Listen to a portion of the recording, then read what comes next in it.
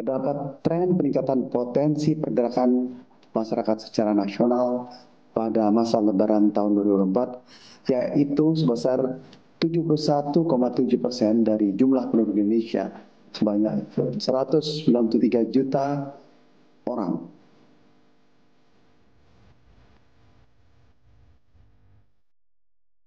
Dari angka tersebut, sebesar 14,6% atau 28,4 juta orang penduduk Jabodetabek akan melakukan perjalanan di masa mudik Lebaran tahun 2024.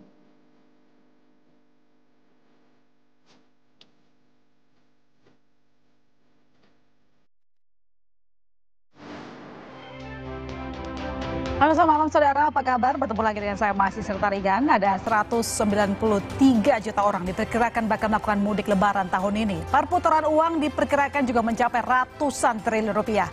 Sejauh mana mudik berdampak ke perekonomian Republik Indonesia? Telah bergabung bersama kita narasumber di studio. Saya akan menyapa Ahmed Zaki Iskandar, tenaga ahli Kemenko Perekonomian. Selamat malam Mas Zaki.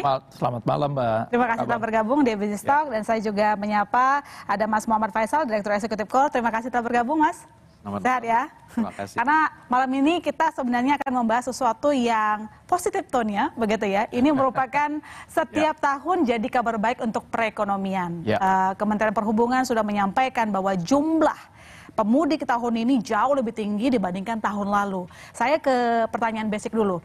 Artinya berapa total perputaran uang yang diperkirakan akan terjadi tahun ini? Oke, baik. Kalau tahun lalu diperkirakan ada 240 triliun dari kurang lebih sekitar 120 juta pergerakan dari penduduk kita di Lebaran tahun 2023. Kalau sekarang 193, artinya dalam kurun waktu selama liburan panjang ini, katakanlah per kepala ini menghabiskan kurang lebih sekitar 2 juta atau 200 ribu per hari. Ada potensi sekitar 380 triliun rupiah yang menggerakkan perekonomian di Indonesia pada saat liburan mudik Lebaran ini. Liburan mudik Lebaran. Kira-kira sektor mana yang bakal juga mendorong perekonomian? Karena kan tahun lalu seperti tadi Mas Yagi sebutkan ada 123,8 juta orang dan tahun ini yang melakukan mudik 193,6 juta orang lebih tepatnya. Sektor mana yang kira-kira bakal lebih menggeliatkan tahun ini? Yang pertama ini ketersediaan public transport dan juga jaringan sarana transportasi ya. Public transport, bus, kemudian juga pesawat terbang, kereta api terutama. Ini merupakan, terutama bus dan kereta api, ini merupakan public transport yang diminati sangat tinggi di musim mudik pada saat ini. Begitu juga dengan mobil pribadi.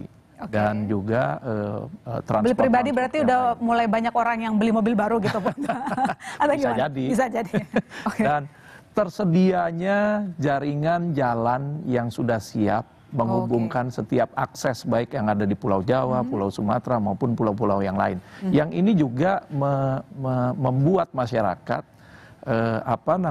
berkeinginan untuk melakukan pergerakan, bukan saja mudik tapi juga bertamasya dan juga berkunjung ke daerah-daerah yang lain. Nah, inilah yang menjadi faktor penting terjadinya pergerakan yang cukup masif diperkirakan tahun ini. Bayangkan jalan tol aja kita udah tersambung dari Serang sampai ke Banyuwangi, kemudian jaringan jalan tol yang lain yang ada di Sumatera maupun yang ada di pulau-pulau yang lain. Nah, ini membuat pergerakan masyarakat menjadi mudah, cepat, dan juga memprovokasi mereka untuk jalan. Karena sudah ada jaminan kenyamanan melalui kesiapan infrastruktur yang disiapkan oleh pemerintah. Nanti saya ke Mas Zaki lagi, sekarang saya ke Mas Faisal. Apakah setuju bahwa dampaknya untuk Lebaran tahun ini ke perekonomian bakal lebih tinggi dibandingkan tahun sebelumnya? Kalau tadi kan disebutkan infrastrukturnya sudah siap begitu, artinya menjadi stimulus bikin orang mau untuk mudik. Kemudian juga sekarang ini berbeda dengan tahun-tahun sebelumnya kan, kita sudah lepas dari pandemi dan sekarang juga tampaknya tidak ada mengeluh soal THR nggak cair gitu kan. Apakah memang tahun ini perputaran ataupun dampak ekonomi Lebaran bakal sangat menguntungkan untuk Indonesia?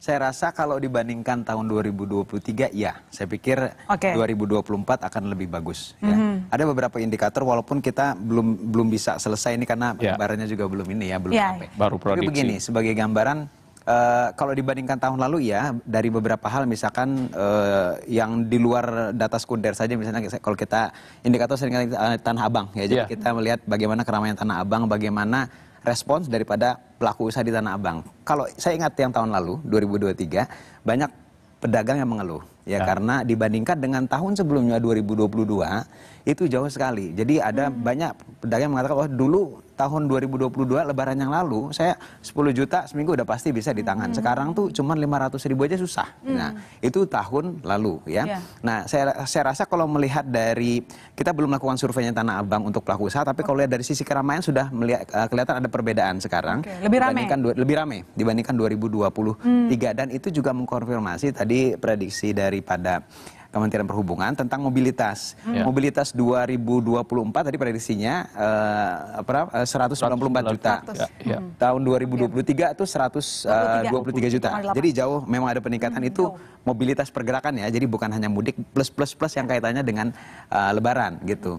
Nah, jadi memang ada peningkatan, dan beberapa satu lagi yang perlu dilihat itu juga adalah di 2024 ini kan infrastruktur memang sudah makin banyak tersambung, terutama kalau kita berbicara masalah pergerakan, paling pusatnya adalah Jawa. Jadi kita mudik itu banyak itu lewat darat. Jadi kalau kita pecah itu pergerakan itu yang banyak itu lewat darat, lewat kereta api, lewat dengan bis, dengan mobil pribadi dan kendaraan bermotor. Yang modal lain yang bukan darat itu setelahnya. Nah, jadi itu banyak nih di Jawa ya, jadi terutama tujuannya Jawa Tengah, Jawa Timur, baru Jawa Barat, dan juga ke Sumatera karena sekarang udah nyambung ya, Trans Sumatera. Jadi sekarang ke Palembang tuh lebih mudah, bukan hanya ke Lampung begitu. Nah, jadi masalah infrastruktur juga. Lalu yang ketiga juga saya melihat dari indeks penjualan retail real ini mengalami peningkatan dibandingkan tahun yang lalu. Nah, tadi yang saya cerita 2023 dibandingkan 2022 banyak yang ngeluh. Itu karena pada saat itu indeks penjualan real 0 pertumbuhannya, 0% dibandingkan tahun 2022. Sekarang tumbuh 2,4%. Paling tidak per Februari sebelum masuk Ramadan. Ini kan belum Maret belum keluar ya. Tapi itu sudah indikasi biasanya kalau di sebelum Ramadan begitu biasanya memang ada peningkatan pada saat Ramadan dan juga lebarannya. Jadi kalau overall sih memang saya rasa ada peningkatan. Tadi sektor-sektornya juga transportasi sudah pasti ya, karena kaitannya dengan pergerakan, dan juga sektor-sektor ikutan, termasuk diantaranya adalah yang kaitannya dengan leisure, akomodasi, kemudian makanan, minuman. Biasanya kalau di bulan-bulan di mana tidak ada lebaran, ya cuti lebaran, itu biasanya tingkat hunian kamar itu di 40-an% rata-rata ya.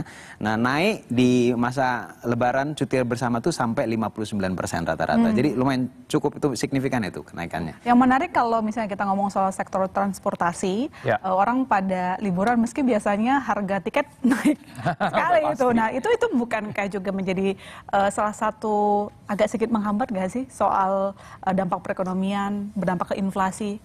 Gini, kalau kita lihat kan segmennya tadi lebih banyak di kereta api, bis, dan juga mobil pribadi ya. Naik juga ongkosnya. Walaupun naik, memang, tapi tidak sesignifikan biasanya tiket pesawat, yang memang segmennya lebih kecil. Jadi ada dampaknya terhadap inflasi, terhadap kenaikan-kenaikan tersebut, tapi masih bisa tertutupi dengan pergerakan yang cukup masif tadi. Tadi karena Mas Zaki menyebutkan bahwa kira-kira perkiraan perputaran uang ekonomi secara keseluruhan mencapai 380 triliun rupiah, angka yang sangat besar. Kalau dari KOR sendiri sudah punya kajian tahun ini berapa, Mas Faisal? Persisnya kita belum keluar dalam bentuk berapa triliunnya ya, tapi yang jelas begini, peningkatan daripada perputaran uang itu di samping efek karena ada tambahan THR additional income. Jadi di setiap lebaran tuh begitu. Jadi biasanya THR tuh diterima itu additional income, artinya dia akan belanjakan tidak seperti pattern di bulan-bulan di mana tidak dapat additional income dari THR. Karena kalau yang di bulan-bulan biasa untuk kebutuhan harian habis biasanya juga ya, paling kalau bisa nabung, yang bisa nabung ya nabung, tapi kalau tidak malah mungkin ada yang bisa ngutang. Nah, tapi kalau dengan ada THR itu biasanya karena ada tambahan income itu yang di spending ya. Jadi, dan kalau di tahun ini kita belum menghitung, tapi saya perkirakan juga perputaran uangnya juga lebih tinggi dibandingkan 2023. Walaupun tidak setinggi 2022. Perkiraan saya 2022 itu pertumbuhan perputaran uang dalam artian tuh indikatornya adalah jumlah dana yang ditarik dari bank. Itu dikeluarkan oleh Bank Indonesia. Jadi jumlah dana yang ditarik atau jumlah uang yang ditarik dari bank itu naik 70% 2022 dibandingkan 2021. Tapi itu make sense karena apa? 2021 masih pandemi. 2022 ada booming komoditas. Jadi ada tambahan income dari komoditas. Jadi jangan lupa juga bahwa perputaran uang itu dipengaruhi juga makroekonomi. Ya. Jadi kondisi harga komoditas, kemudian yang lain-lain itu juga berpengaruhi di samping THR itu sendiri. Nah, jadi di 2022 ada pertumbuhan 70%. 2023 saya rasa ada penurunan. Di 2024 ini saya kemudian lebih tinggi lagi dibandingkan 2023 walaupun perkiraan saya tidak sampai 50%. Tidak lebih tinggi dibandingkan 2022. Bukankah sekarang ini kondisinya jauh lebih kondusif ya ketimbang 2022? Mas Faisal, mungkin boleh dirinci lagi. Apa faktornya sampai Anda nggak yakin bahwa raihan 2024 ini nggak akan lebih tinggi dibandingkan 2022? Ya, jadi satu tadi faktor saya bilang bahwa spending itu dipengaruhi selain ada additional income THR, juga adalah faktor yang mempengaruhi income secara keseluruhan. Di 2022 itu ada booming komoditas. Jadi artinya orang-orang yang bekerja pada sektor-sektor yang kaitannya dengan komoditas yang diekspor itu dapat cuan lebih. Cuan lebih yang di sawit, yang di batu bara, yang di tambang, yang lain itu dapat cuan lebih. Juga jangan lupa harga minyak naik ya. Jadi harga minyak naik itu makanya inflasinya tinggi waktu itu. Nah itu yang kerja di minyak itu cuannya lebih. Nah, kalau cuannya lebih dia spending gitu pada saat pada libur panjang ya, pada saat lebaran. Nah, itu faktor yang dari sisi makroekonomi. Yang kedua juga adalah memang tadi adalah biaya hidup ya. Jadi biaya hidup. Nah, tapi tidak murni semua inflasi itu lantas berujung pada spendingnya kurang, tidak. Karena di 2022 inflasi tinggi kan, kita ingat waktu itu inflasinya sampai 5,4% gitu. Tapi inflasi ini ada dua jenis kan, ada yang dipicu oleh karena memang masalah di supply produksi sehingga harga naik, tapi harga naik juga disebabkan oleh demand yang meningkat. Jadi di 2022 itu inflasi tinggi tapi spending juga tinggi karena income-nya naik gitu ya. Nah, sementara inflasi, kenaikan harga-harga itu lebih banyak didorong faktor demand. Nah sekarang itu yang perlu jadi catatan mungkin ya, inflasinya mungkin dorongan demandnya itu besar. Tapi tidak sebesar 2022, ada juga faktor dari masalah di supply. Nah ini yang perlu diantisipasi juga ke depan saya rasa. Lantas sepede apa pemerintah dapat menahan laju inflasi jangan sampai terbang tinggi? Karena sekarang aja sejumlah harga bahan pokok terus naik. Nanti dijawab Mas Yaki, jangan kemana-mana saudara, kami masih akan segera kembali.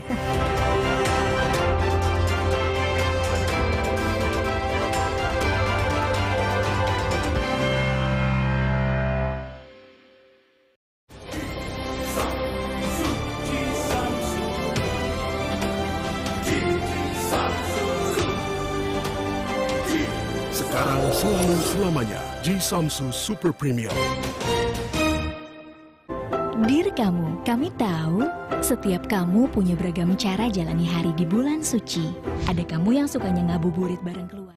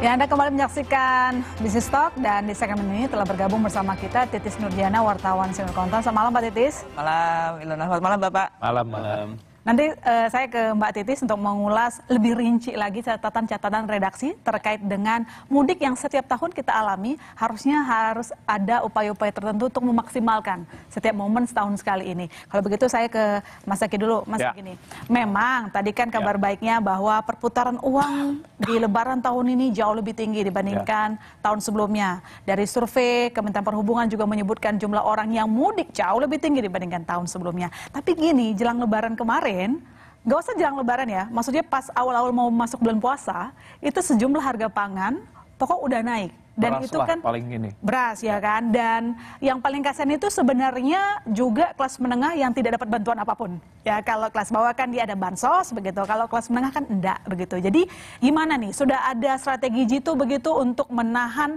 harga jangan sampai terbang terlalu tinggi sehingga membuat inflasi juga jadi tinggi ketika BPS mengumumkan angkanya gitu. Ya, jadi gini, memang ini dampak dari El Nino 2023 nih ya. Musim kemarau panjang yang kita alami, kemudian jadi masa tanam yang juga mundur, dan masa panen yang sekarang ini walaupun sudah mendekati atau kita katakan sampai April akhir, ini merupakan masa panen sebetulnya.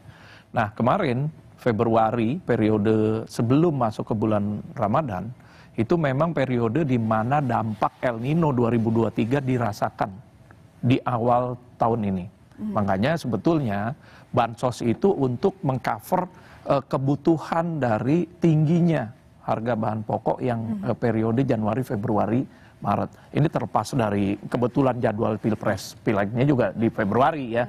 Tapi dampak yang paling dirasakan itu adalah mulai dari akhir tahun dan awal tahun 2024 ini. Nah maka dari itu masuk ke periode triwulan kedua di bulan April sudah mulai ada daerah-daerah yang panen padi dan beras, walaupun memang akan turun sedikit tapi masih lebih tinggi dari sebelum terjadi dampak El Nino 2023 kemarin ya.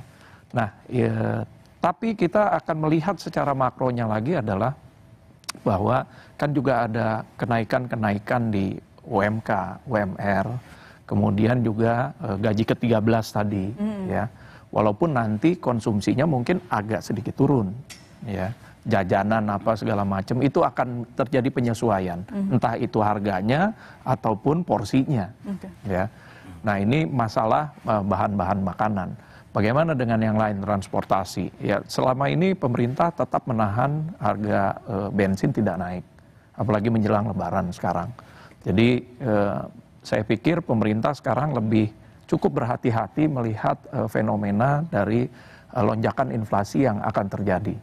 Oke. Mbak Titis, setiap tahun juga kita akan mendiskusikan sebelum dan setelah Lebaran kita selalu memperhatikan data-data inflasi begitu. Ini kan sebenarnya kita selalu disuguhkan data-data yang menarik gitu ya, kabar positif ketika nanti ekonomi daerah akan terdorong dengan memasuki bulan mudik, Lebaran begitu, yang selama ini mungkin terpusatnya di Jakarta, terus akhirnya bisa menyebar begitu ya, sejumlah daerah dapat. Nah tapi mungkin redaksi punya catatan tertentukah yang menyoroti soal inflasi ini? Satu sisi kita ada kabar baik perputaran uang, tapi satu sisi itu dia tadi jangan sampai seperti distribusi pangan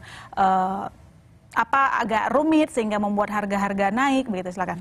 Ya, dari pengamatan di lapangan Pak, dari teman-teman redaksi di Kontan dan juga di Kompas, sebetulnya kalau kita melihat ini Lebaran tahun 2024 memang agak unik Pak. Kenapa kita ngomong unik? Betul bahwa dari survei yang dilakukan oleh Kementerian Perhubungan memang ada pergerakan yang diprediksi yang tadi Bapak sebutkan 193 juta orang gitu. Nah, cuman dari pengamatan kita di lapangan bahwa tadi kita ngomongin inflasi bukan cuma di bulan Ramadan. Kita sudah memulainya kenaikan harga pangan, barang pangan khususnya, itu sejak di awal tahun. Di awal tahun. Dan kita juga melihat bahwa dana pihak ketiga masyarakat, sebetulnya pertumbuhannya juga melambat. Artinya bisa jadi yang kita inginkan ada windfall ekonomi yang biasanya dari pengamatan kita Pak, setiap kuartalan ada Lebaran itu menjadi ekonomi tertinggi sepanjang tahun berjalan. Ya, konten mengambil contoh, Pak. Jadi setiap kuartalan itu selalu menyumbang sepertiga, Pak. Sepertiga dari ekonomi di tahun berjalan itu. Artinya memang meter sekali bahwa ekonomi di Lebaran itu menjadi sangat luar biasa bagi pertumbuhan ekonomi. Nah, persoalannya di tahun 2024 ini sudah diawali dengan inflasi. Inflasi dari pangan, dari beras, dari daging, dari bumbu-bumbuan, cabai dan segala macam. Sekarang ditambah lagi bawang putih karena memang harga di Cina-nya juga sedang tinggi. Nah, ini menjadi tantangan serius bagaimana pemerintah harus mengendalikan supaya efek gulirnya Ramadan itu benar-benar tidak menahan laju ekonomi. Ini yang menjadi persoalan. Kemudian kalau kita ngomongin komoditas gitu, komoditas juga going slow down karena permintaan Cina di ekonominya juga sedang tidak baik-baik saja. Kemudian kita juga dihadapkan pada kenaikan sebetulnya harga gas dan juga harga minyak di global ya Pak ya. Ini menjadi tantangan serius. Kenapa kemudian kita menjadi lebih harus waspada sebetulnya, harus waspada menghadapi ekonomi khususnya ekonomi Lebaran di 2023, khususnya di 2024. Karena kita melihat Pak bahwa memang euforianya orang mudik terbangun dengan bagusnya infrastruktur itu akan membuat pergerakan orang itu luar biasa. Tapi kita juga harus mencermati spendingnya. Kalau kita melihat Februari spending index juga sebetulnya kan turun Pak. Turun. Terus tingkat konsumsi masyarakat dari tabungan juga turun. Itu ekspektasi survei yang dilakukan oleh Bank Indonesia, indeks ekspektasi konsumen itu kan sebetulnya untuk 6 bulan ke depan bagus. Nah, ini nanti kuartal 1 dan juga bulan April akan menjadi tantangan yang menarik bagi kita, yang layak kita cermati, apa sih yang mitigasi resiko untuk ke depan untuk menjadi bulan-bulan berikutnya itu bisa kita gas ekonominya. Ini yang harus kita perhatikan serius bahwa jangan sampai efek gulir Ramadan ini tertahan oleh laju inflasi karena orang-orang itu oke, kita pengen bertemu, ingin ketemu sama sanak keluarga di Lebaran, tapi mereka spendingnya ditahan. Iya, ini akan berbeda dan ini memang perlu diwaspadai supaya kita bisa mitigasi berikutnya ke kuartal berikutnya supaya mendorong ekonomi menjadi lebih laju dibandingkan di kuartal 1 dan ada efek gulir di April. Kalau pengamatan dari redaksi seperti itu sih. Mbak Ilona dan Mas Zaki, mungkin Mas Zaki juga tahu persis ya Mas Zaki ya, kalau kita Mas Faisal, sorry, Mas Zaki, Mas Faisal. Ya soalnya kalau misalnya uang mereka berkurang nanti nominal angpau buat ponakan jadi dikit. Gitu. Sebelum nanti sama Mas Zaki, saya ke Mas Faisal supaya dirangkum pertanyaannya yang bisa dijawab oleh Mas Zaki begitu. Tadi sudah disampaikan sama Mbak Titi sejumlah data yang juga menarik nih Mas. Kemarin kami juga sempat berdialog tentang jumlah tabungan kelas menengah dan kelas bawah itu turun. Dan itu rata-rata karena belanja barang inti, barang pokok begitu. Nah, itu belum Lebaran, ya kan? Setelah Lebaran, apalagi biasanya. Nah, catatan dari KOR gimana? Oke, saya coba agak bedah. Ini ada agak kompleks ini sebenarnya. Jadi saya sambung dulu dari inflasi. Jadi betul tadi yang disampaikan. Jadi di tahun ini itu sudah terjadi kenaikan harga inflasi pangan sebelum Ramadan itu sendiri. Ada efek jadi. Jadi itu yang kita lihat sebetulnya. Nah tapi ini kalau kita melihat, sorry agak panjang jadinya ya. Kalau kita dari sisi supply, dari sisi produksi, sebetulnya tahun ini efek El Nino memang ada di tahun yang lalu. Tapi efek El Nino itu sebetulnya yang lebih tepat itu adalah climate change-nya daripada El Nino-nya. Karena kalau El Nino-nya itu kan berarti produksi berkurang. Ya. Produksi sebetulnya itu relatif oke karena stok di awal tahun, saya bicara beras dulu. Stok di awal tahun itu ada sekitar 6,7 juta ton di awal tahun. Bahkan kalau Bappenas lebih tinggi lagi, 7,4 juta ton. Jadi anggaplah sampai dengan sebelum Ramadan di Februari itu habis 5 juta ton, berarti ada sekitar 1,5 sampai 2 juta ton lagi secara nasional agregat gitu ya. Masalahnya di mana itu? Nah, itulah makanya ini sebelum Lebaran memang ada faktor juga aktivitas sebelum pemilu yang dimana itu menyerap juga dari sisi bahan pangan terutama sembako termasuk diantaranya beras ya. Jadi artinya ada masalah distribusi aktivitas sebelum pemilu. Tapi stok ada sebetulnya gitu ya. Nah terus kemudian masuk lagi yang saya katakan kenapa tadi lebih ke climate change-nya karena apa? Di tahun ini yang bedakan dengan tahun-tahun sebelumnya adalah panen yang mundur 1 bulan gitu. Jadi biasanya Februari udah mulai panen gitu ya.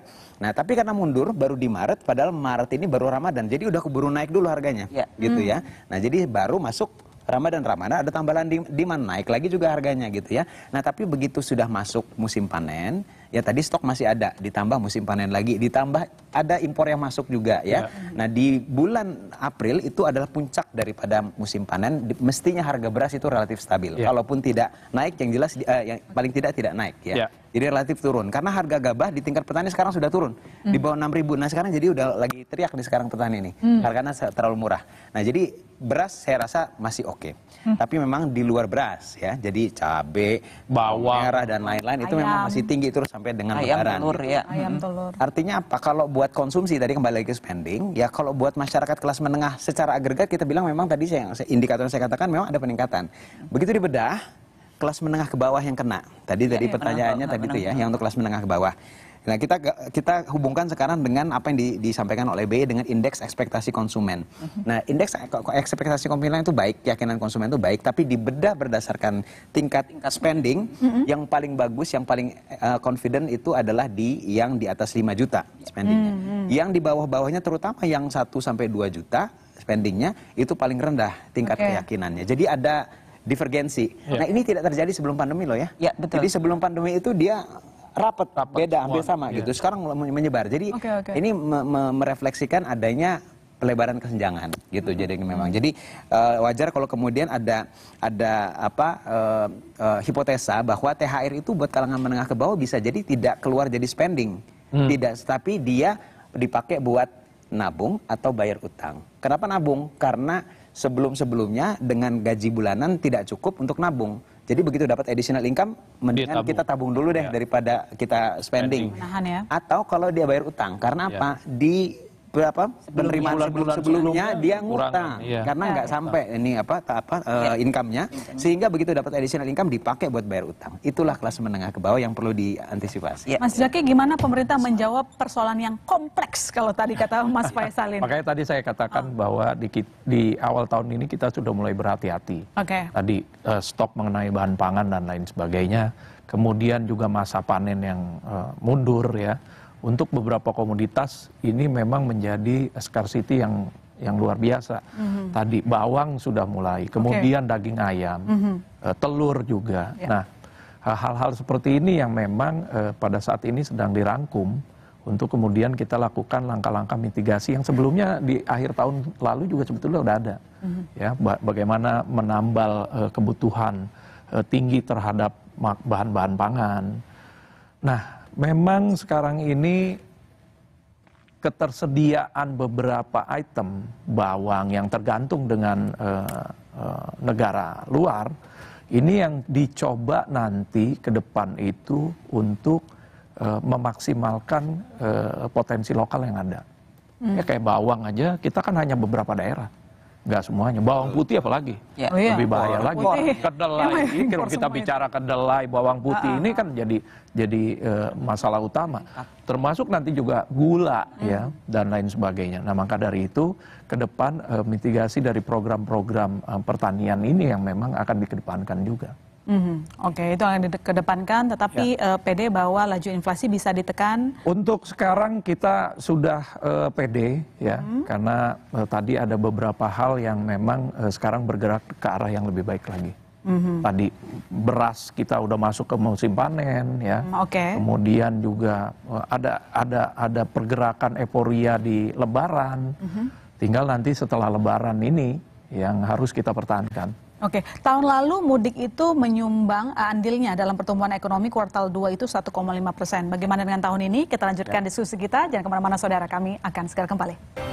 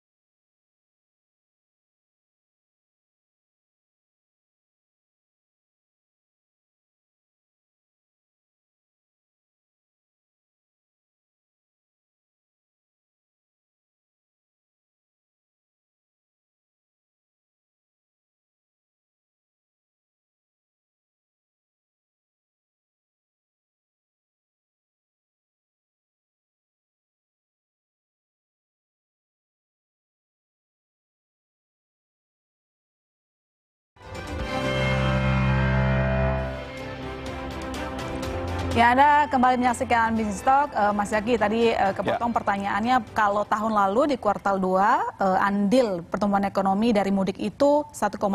Tahun ini sudah ada hitungan dari pemerintah berapa? Kalau prediksi sih kurang lebih sama. 1,5 sampai 1. Dengan total jumlah penyebaran uang yang lumayan besar loh tadi. Ada ancaman-ancaman. Ada ancaman-ancaman orang nggak spending maksimal. Kemudian harga apa namanya naik semua komoditi. Ya mudah-mudahan harga baju lebaran sih nggak naik kali ya. Banyak diskon kok biasanya. Banyak kalau diskon kayaknya di Tamrin City apa di Pasar Pagi ataupun di daerah-daerah lain. Ini ada apa namanya ada spending yang memang diperhatikan oleh masyarakat tadi di bawah yang harus berhati-hati. Ya, apalagi mereka berpikir bagaimana nanti setelah Lebaran, masuk lagi tahun ajaran baru anak-anaknya ya di Juni itu kan membuat para masyarakat ini juga harus berpikir dengan keuangan mereka.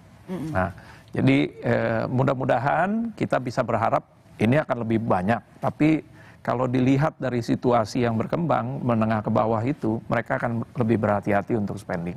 Menahan belanjanya begitu ya, dan itu akan menahan laju pertumbuhan ekonomi juga. Saya nggak tahu kalau Mbak Ilona nih gimana nih. Kebetulan kita rich ya. Oh gitu. Saya bercanda. Mas Faisal gimana? Sama nggak? Karena tadi Anda juga yang mengatakan bahwa tampaknya sekarang ini akan banyak orang yang hold gitu ya, ditabung duitnya karena kemarin-kemarin gajinya nggak cukup buat nabung. Jadi sekarang kita manfaatin entah berinvestasi dan kawan-kawan, artinya kan peredaran uangnya akan ketahan begitu. Silakan. Kalau secara angka sih memang saya rasa nggak akan jauh-jauh 1,5%. Karena ini kita berbicara spending, kita kaitkan sama pertumbuhan ekonomi yang makro, yang sumbernya terlalu besar. Jadi ya 1,5%, tapi sebetulnya itu kontribusi terhadap GDP-nya itu juga memang dari konsumsi rumah tangga, spending. Kenapa tidak terlalu jauh-jauh? Ya, tadi saya katakan memang dibanding 2023 memang ada peningkatan. Tapi secara global, tadi kan disampaikan juga China. Jadi saya melihat makin ke sini memang faktor Chinese slowdown ini makin kentara ininya dampaknya. Terakhir BPS kan merilis ekspor kita sudah semakin surut di bawah 1 miliar ini. Ya, betul. Dan kalau saya bedah lagi ternyata itu semua penurunan itu terjadi atau perlambatan terjadi terutama barang-barang yang diekspor ke Cina. Mas Faisal, sebelum dijelasin lebih jauh, berarti kalau Mas Faisal itu menyimpulkannya lebih ke arah dampak eksternal lah yang lebih besar. Enggak juga sih. Jadi eksternal satu hal. Ini kita berbicara eksternal satu hal. Tapi kita juga melihat dari sisi internal ya. Dari sisi internal itu jadi memang ada yang perlu diperhatikan adalah bauran-bauran kebijakan terutama yang baru yang mempengaruhi daripada daya beli gitu. Kita paling tidak kita lihat begini ya. Tadi yang saya sampaikan bahwa terutama menengah ke bawah ini tadi ya. Menengah ke bawah. Saya rasa kalau menengah atas nggak ada masalah. Bisa kuat gitu ya. Itulah yang menopang secara agregat dia masih bisa sumbang 1,5%. Tapi menengah ke bawah ini ya ini berbeda. Ini saya rasa yang perlu nanti dia lebih jauh. Karena tadi untuk yang kalangan miskin mungkin sudah ada banyak beberapa subsidi sampai juga kepada bansos gitu ya. Kalangan menengah atas itu relatif kuat. Nah yang menengah ke bawah ketika biaya hidup itu meningkat ya, income mereka tidak bisa catching dengan catching dengan biaya hidup, otomatis berarti dia spending dia akan melambat gitu. Dan itu dari beberapa indikator sudah mulai kelihatan ke arah sana gitu ya. Jadi walaupun secara agregat kelihatan besar gitu ya. Tapi kalau dibedah, nah ini masalahnya di kalangan yang menengah paling bawah ini. Oke, kompleks ya. Kalau justru itu kue yang paling besarnya. Oke, kue yang paling besar yang bermasalah begitu ya. Baik. Oke. Mbak Titis, ini sebenarnya kita akan mengulang dialog kita sebelumnya bahwa sebenarnya kalau untuk kelas bawah kan sudah ada program ya, Mas Faisal, Mas Zaki, ada bansos begitu. Tetapi kalau kelas ada tidak tepat sasaran juga. Tetap ya, itu benerin tuh Mas Zaki. Nah, itu masalah klasik kita. Mas Faisal. Nah, kira-kira Mbak perlukah gitu pemerintah juga memberikan bantuan begitu ke kelas menengah, karena beberapa waktu yang lalu kalau kita lihat kan tingkat tabungan dan belanja kelas bawah di indeks belanjanya 298,4, indeks tabungannya 39,8. Kelompok menengahnya indeks belanjanya 184,1, indeks tabungannya 96,6. Yang ini tadi kita sebutkan kemarin data dari Mandiri Index itu spending index bahwa bahkan tabungan yang di bawah 1 juta rupiah pun itu udah dipakai buat beli beras, beli cabai dan kawan-kawan. Dan kemarin kita concern ke apakah memang perlu kita kasih insentif untuk justru mereka yang nggak dapat bantuan apa-apa gitu loh. Silakan Mbak Titis. Nah itu sebetulnya yang mau jawab harus pemerintah ya. Nah, enggak kan rencana dulu terus dijawab kalau dari kita sih dari dulu kan sebetulnya pemerintah gitu dari pengamatan kita Pak gitu bahwa pemerintah kan sebetulnya di menengah bawah sebetulnya menengah bawah itu kan memang relatif tidak tersentuh dengan aneka bantuan aneka subsidi yang ditebarkan oleh pemerintah. Nah, inilah yang sebetulnya menjadi rentan tadi Pak, rentan jatuh miskin gitu, jatuh miskin ketika memang tabungannya kepake dan mereka masuk ke golongan itu. Nah, itu yang menjadi pekerjaan serius, pekerjaan serius. Tapi kalau saya melihat sebetulnya itu luar biasa kalau seandainya pemerintah kemudian memutuskan mengekspan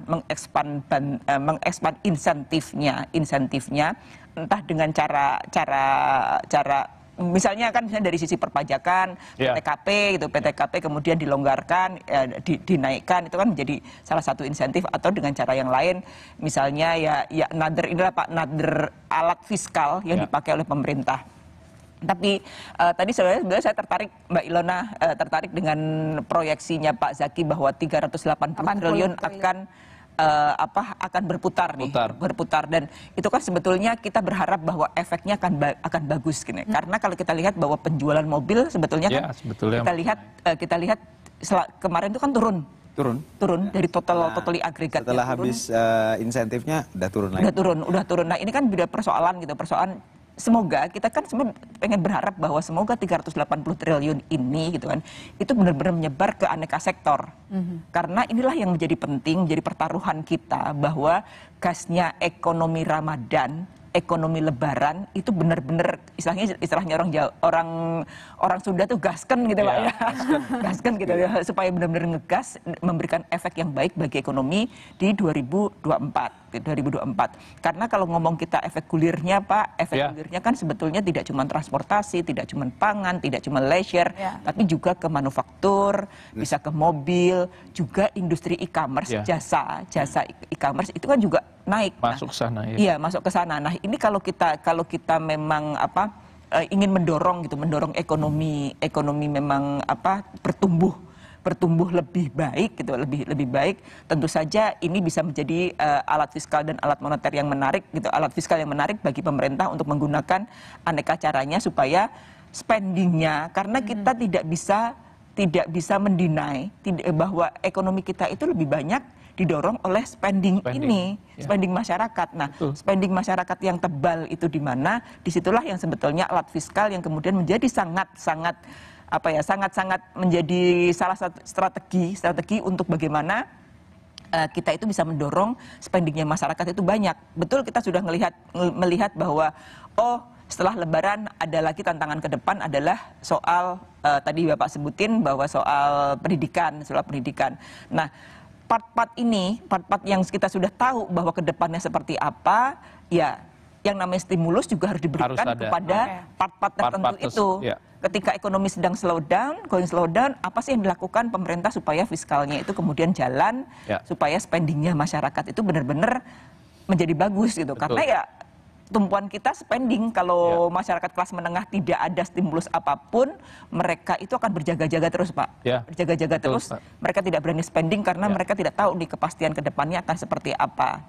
Itu yang sebenarnya catatan dari redaksi Mbak Ilona bahwa benar masyarakat yang menengah dan menuju menengah bawah itu harus ditahan supaya tidak mereka menjadi rentan miskin dan kemudian jatuh ke miskin gitu. Itu membutuhkan aneka stimulus dan masalahnya pemerintah selama ini tidak menyentuh mereka. Ini akan menjadi berbahaya kalau efeknya nanti ke spending. Nah, sementara spending menjadi backbone kita dalam mendorong pertumbuhan ekonomi. Kita sih menunggu Pak sebetulnya gitu, menunggu jurus-jurus pemerintah untuk mendorong daya beli masyarakat khususnya menengah bawah itu gitu. Oke, jurus apa? Tapi sebetulnya gini, kemeriahan pilpresnya udah lewat nih. Nah itu Pak, justru itu. Ini kan kita kan udah menatap masa yang sudah ada kepastian terhadap pemerintahan ataupun pimpinan republik yang baru ini. Nah, di sini ada kestabilan politik. Udah ada kepastian maksudnya gitu ya? Paling tidak sudah ada kepastian terhadap siapa presiden dan wakil presiden 2024 ini. Kemudian bagaimana dengan programnya? Nah, program keberlanjutan inilah yang mungkin nanti bisa mendorong berjalan dan mendorong juga mendongkrak tadi kekhawatiran-kekhawatiran yang tadi bisa kita minimalisir. Minimal salah satu resiko terjawab Pak ya, bahwa sudah ada pemimpin definitif yang sudah memang diumumkan oleh KPU. Bahwa perolehan suaranya terbanyak gitu ya. Itu dia. Nah, berarti sejauh ini program yang sudah ada dulu Mbak Titis. Kalau kita minta yang baru belum bisa. Kalau yang dua ini kan sekarang finalisasi nih. Tergantung pemerintah baru ya. Pemerintahan yang baru nanti kita kumpulkan dulu ininya belanja masalah, belanja ide, belanja saran, baru diserahkan ke pemerintahan yang baru. Nah Mas, kira-kira juga di saat Lebaran yang selalu jadi fenomena itu adalah perpindahan masyarakat dari daerah ke ibu kota untuk cari rezeki baru. Nah, itu sudah diantisipasi berapa banyak kira-kira jumlah masyarakat yang akan pindah ke Jakarta? Kalau di daerah aglomerasi itu biasanya di atas 1% pertumbuhan, laju pertumbuhan penduduk dari urban ya. Kita katakan dari Tangerang aja deh. Tangerang ini rata-rata bisa hampir 120.000 sampai 150.000 orang masuk lagi habis Lebaran nih ya, nyari pekerjaan, nyari penghidupan lah. Begitu juga dengan Jakarta, Bogor, Bekasi dan Depok.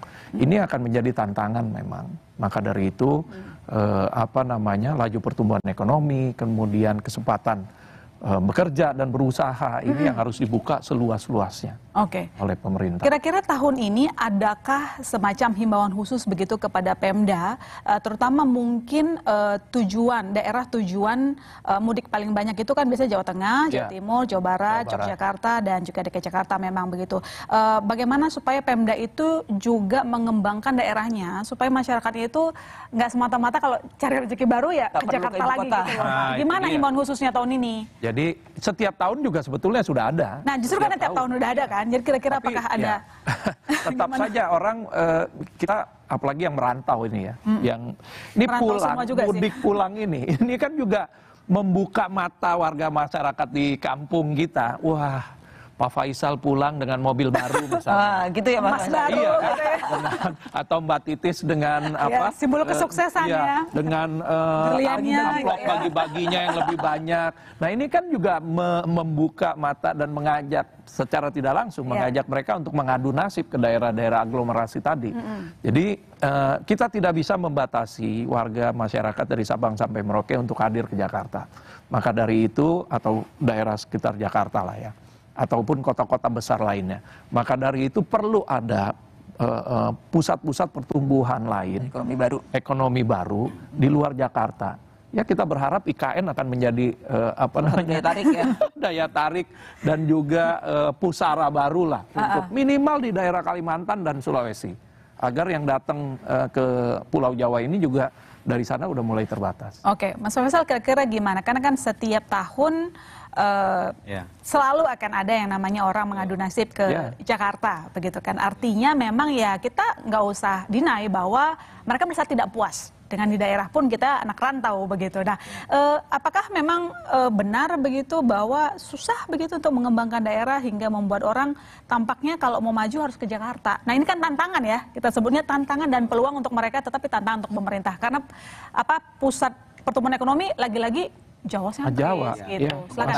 Masih perkotaan Jawa sentris. Ya, bottom line-nya sebetulnya urbanisasi itu fenomena global. Ya, jadi itu terjadi bukan hanya di Indonesia. Untuk Indonesia, kita sekarang di kota penduduknya sudah 60%, desa 40%. 10 tahun lalu masih 50-50, jadi udah banyak kota. Memang jadi itu dorongan urbanisasi itu terjadi. Yang kita bisa lakukan bukan menahan, menurut saya sih, tapi meredam supaya tidak terlalu cepat. Jadi ada faktor pull factor, itu adalah faktor yang menarik dari kota. Ada push factor yang mendorong dari desa. Nah, penting faktor push factor. Jadi artinya pembangunan di desa, maksudnya gitu. Jadi pembangunan yang diprioritaskan. Ya, kemarin kan memang sudah ada dana Indonesia dan sebagainya. Tapi jangan lupa juga sektor pertaniannya. Nah, di negara-negara maju, salah satu yang menahan untuk maju urbanisasi itu lebih cepat itu adalah memang mereka memberikan subsidi luar biasa kepada sektor pertanian, petani gitu. Itu dilindungi luar biasa begitu, dari pasarnya dilindungi, dari produksinya banyak sekali diberikan subsidi gitu. Bangga menjadi petani. Buat generasi penerus ini, buat generasi milenial ini bangga jadi petani. Sementara bangga tapi butuh cuan juga kan Pak. Itu dia. Makanya nah itu bagaimana supaya ada stimulusnya begitu ya. Baik, Mbak Titis. Perlindungan yang luar biasa buat petani. Semoga semakin banyak jumlah anak muda yang bisa jadi petani modern lah ya, yang cuannya juga gede gitu. Mbak Titis, monggo disimpulkan diskusi kita bagaimana supaya jadi lebih kayak gini sih, karena tema kita adalah efek mudik untuk perekonomian. Setiap tahun sebenarnya tanpa stimulus apapun yang namanya Lebaran pasti akan ada mobilitas yang bertambah, jumlah uang yang beredar juga bertambah. Tetapi catatannya kita bagaimana supaya ini nggak cuma seperti satu momen, udah kita nikmatin gitu aja. Bagaimana supaya berkelanjutan begitu. Nah, kalau Ramadan tiap bulan ya Pak ya. Bukan maksudnya berkelanjutannya dalam perbaikan ekonomi supaya bulan-bulan berikutnya ya daerah itu juga tetap tetap cuan lah gitu.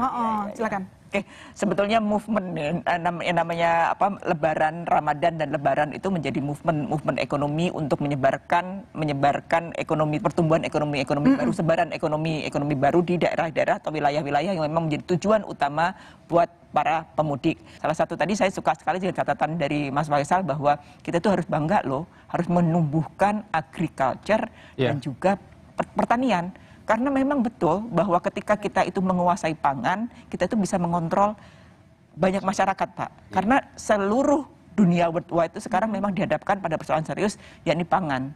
Nah, kalau kita tidak berbenah dengan pangan, kedepannya kita menjadi ketergantungan impor terus, itu akan menjadi problem baru. Nah, insentif yang luar biasa memang dibutuhkan supaya ekonomi kita itu menjadi pangan menjadi persoalan kalau kita bisa mampu melakukan produksi. Inflasi yang lainnya yaitu mari kita jawab berikutnya, menjadi tantangan-tantangan berikutnya gitu. Ya, after Lebaran kita tunggu nanti jurus jitunya ya untuk jaga inflasi dan keberlanjutan pertumbuhan ekonomi yang positif. Saya ucapkan terima kasih banyak ke Pak Ahmed Zaki Iskandar, tenaga ahli Kemenko Perekonomian telah bergabung bersama kami, dan Mas Muhammad Faisal, Direktur Eksekutif KOR. Terima kasih banyak Mas. Mbak Titis Nurdiana, wartawan Senior Kontan. Terima kasih banyak. Saudara, kami masih akan segera kembali.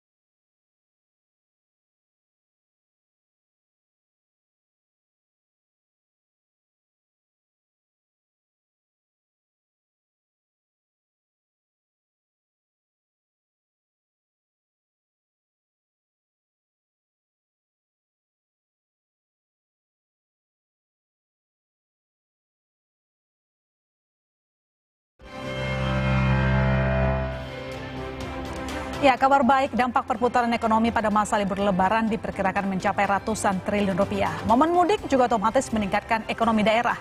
Tapi pemerintah tetap harus antisipasi amankan inflasi dan mendorong konsumsi masyarakat yang bisa jadi menahan belanjanya. Namun apapun itu, Lebaran memang selalu memberikan kebahagiaan bagi semua orang dan ekonomi. Selamat Hari Raya Idul Fitri, mohon maaf lahir dan batin. Saya masih Sutarigan, undur diri, sampai jumpa Selasa depan di Business Talk.